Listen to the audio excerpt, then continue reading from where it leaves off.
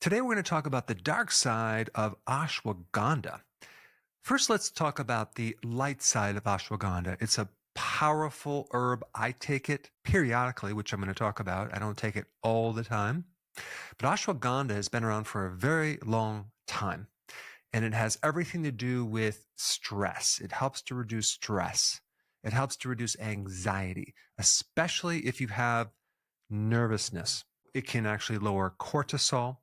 It can increase VO2 max. This is why a lot of athletes take it. It can increase testosterone. And because it lowers cortisol, it can help you sleep, especially if you're getting up right around 2 o'clock or 2:30 in the middle of the night. And it's good for recovery.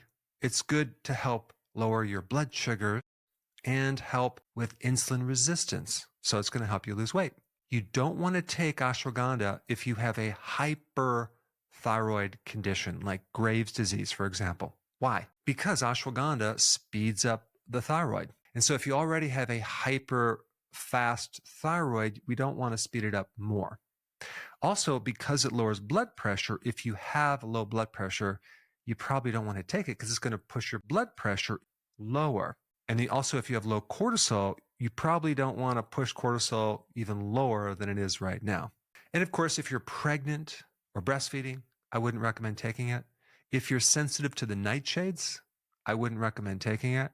If you have a genetic problem where you'd have too much iron, then I probably wouldn't take it too. Let's kind of roll into kind of the big thing that people are talking about online.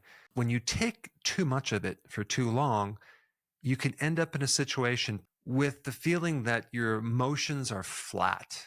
Okay, you just kind of feel kind of a little bit numb. Might say it's too much serotonin, but we don't really know. But I have a theory on it. The phytochemicals in ashwagandha are basically defense molecules.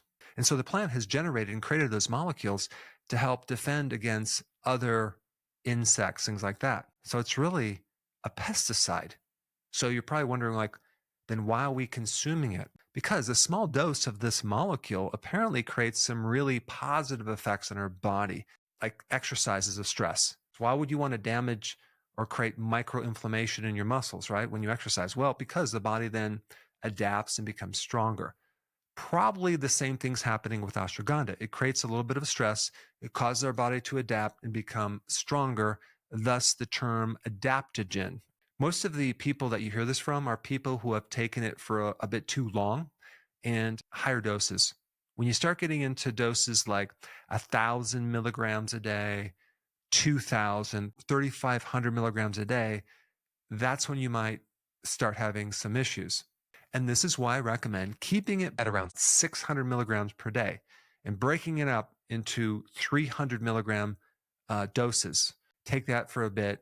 And then now let's talk about the duration.